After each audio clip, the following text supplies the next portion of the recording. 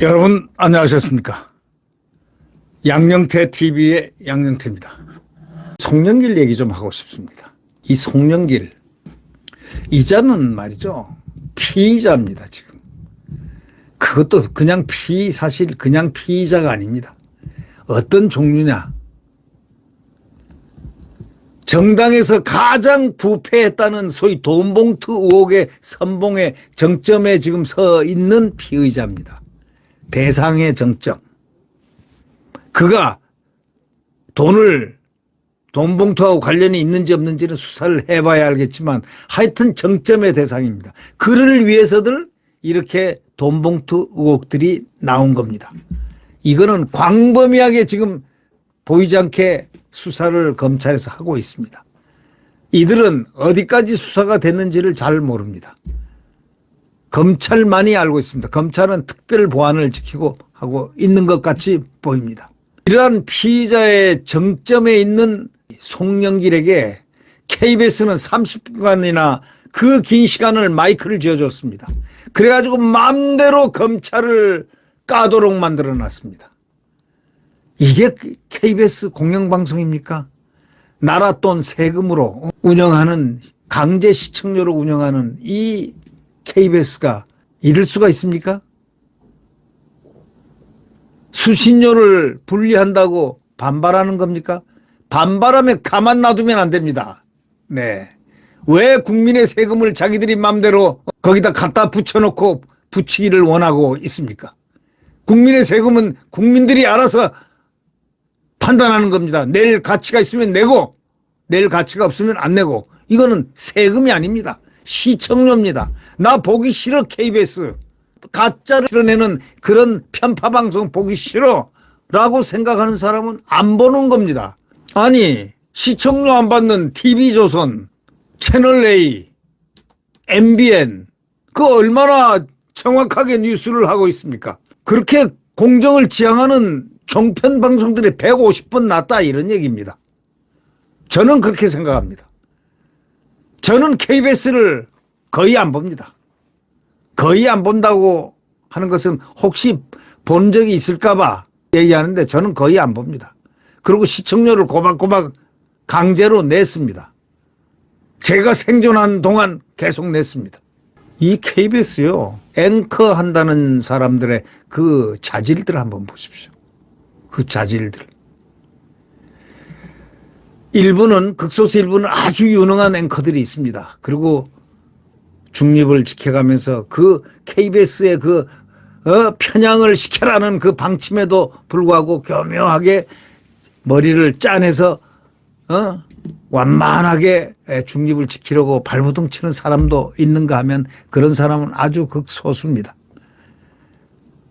대부분이 말이죠, 시류에 영합해가지고 포도청 목구멍을 위한 것인지는 모르겠지만 정말 형편없는 편파 방송을 많이들 하고 있습니다. 그리고 패널들 뽑는 거 보면 말이죠, 이건 완전히 황당무계한 겁니다. 네.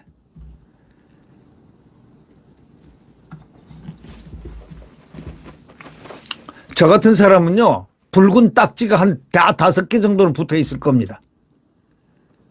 예. 이런 KBS가 송영길을 갖다가 피의자를 갖다가 또 거기다가 이준석이라는 성상납 의혹을 가지고 문제가 됐던 그 이준석 같이 송영길과 짝짝꿍을 시키면서 나란히 출연을 시켰습니다. 현직 대표들 출연이 안 되자 전직을 초대했다고 변명을 합니다. 그게 아닙니다. 이거는 송영길에게 전당대회 돈봉투 사건의 핵심 인물로 지목이 되어 있는 소위 검찰 수사를 받고 있는 그 점을 직시하고 그에게 변명할 수 있는 기회를 판을 깔아준 겁니다. 그런 피의자가 방송에 나와가지고 민주당이 검찰 독재 정권 무지막지한 독단에 대해 싸워야 한다 하고 선동을까지 하고 있습니다. 이런 정치적 주장을 쏟아내는 그 피의자를 거기다가 30분인가 세워놓고 하는 그 프로그램의 앵커는 도대체 어떤 자이겠습니까? 요즘 이 송영길은 검찰이 부르지도 않았는데 2번이나 검찰청에 나가가지고 나를 구속하세요 하고 외쳤습니다. 마치 그가 결백하듯이 결백을 주장하는 회견을 열고 있습니다. 돈 봉투가 전달된 것은 사실이고 그걸로 인해서 득을 본 사람이 송영길이 아닙니까? 무작정 결백하다고 소리를 외쳐댑니다. 아니 그래서 당대표가 된 사람이 바로 자기인데 득을 본 사람은 자기 아닙니까? 그런데 무조건 하고 자기는 잘못 없다, 결백하다. 하늘 이게 백지처럼 하얗다고 얘기합니다. KBS가 이런 피의자를 30분 정도 그 오랜 장시간 방송 시간을 할애했습니다. 이런 일방적 주장을 하게 해준 것 있습니까? 아무리 KBS라도 그런 경우는 드물었습니다. KBS가 지난 4월 대통령 방미 기간 동안에 라디오 5개 프로그램 출연자를 일방적으로 야당 성향으로 쫙 채웠습니다. 여당 성향의 7배, 8배였습니다. 공영방송이 가장 멀리하는 게 편파방송인데 정반대로 거꾸로 돌았습니다. 대통령이 일본 국기에만 격려한 것처럼 허위보도까지 했습니다. 이런 상스러운 보도를 일삼았던 KBS가 무슨 할 말이 있겠습니까마는 이번에는 이건 뭐 이준석이 송영길이가 마치 여야가 까대기 하는 것처럼 윤석열 정부를 비판을 했습니다. 이렇게 만듭니다. 그리고 또 송영길에게는 30분의 시간을 줘서 쫙 자기 변명을 할 시간을 줍니다. 그리고 검찰을 혹독하게 매도했습니다. 검찰을 매도한 자는 검찰의 수사를 반드시 받아야 되는 바로 그런 상황이 올 것입니다. 그리고 검찰은 매섭게 증거를 갖다 들이댈 겁니다. 예, 그때 가서 피의자가 소위 피고가 되느냐 아니면 무혐의가 되느냐 국민들은 바라볼 것입니다.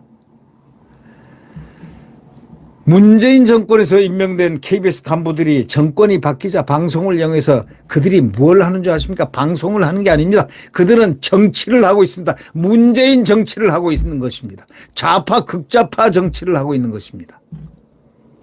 앞으로 KBS 이런 행태는 더 심해질 것이기 때문에 이제 또 다른 대책을 내놔야 됩니다. 정부가 수신료 강제 징수를 폐지하려 하자 노조가 거의 전쟁을 선포한 지경인데 직원 절반이 억대 연봉이고 이 가운데 30% 이상이 1,500명이 무보직인 회사가 편파 방송을 하면서 수신료를 강제로 징수한다는 것. 그걸 없앤다고 하자 편파의 도가 그냥 하늘을 치솟고 있습니다. 이 양심까지들 마비된 자들 아니겠습니까?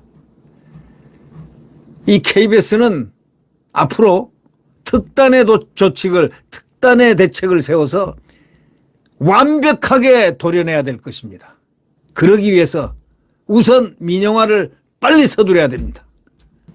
지금 KBS 보는 사람들 저는 거의 못 봤습니다.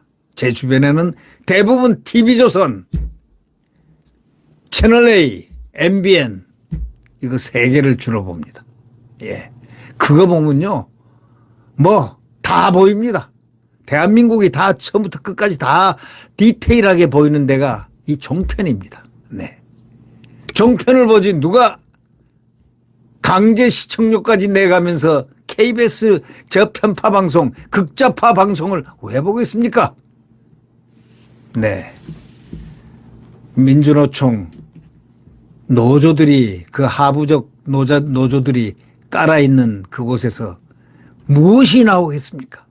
무슨 방송 콘텐츠가 나오겠습니까? 네, 구독 버튼과 엄지를 눌러주시면 대단히 감사하겠습니다.